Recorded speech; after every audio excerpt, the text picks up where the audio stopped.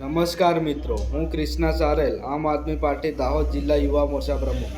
જે ગુજરાતમાં Botad market yard ખાતે જે ખેડૂતોના હક માટે જે કરતા પ્રથાના વિરોધમાં આંદોલન થયું હતું, તેમાં જે આમ આદમી પાર્ટીના કિસાન સેલના પ્રમુખ રાજુ કરપડા તેમજ પ્રવીણ રામ પર ખોટી રીતે કેસ કરવામાં આવ્યો. સાથે સાથે 85 જેવા ખેડૂતોને પણ ખોટો કેસ કરીને જેલમાં પૂરી દેવામાં આવ્યા છે. તો આ દિવાળીના તહેવાર નિમિત્તે આપણે સૌ આપણા પરિવાર સાથે દિવાળી મનાવી રહ્યા છે.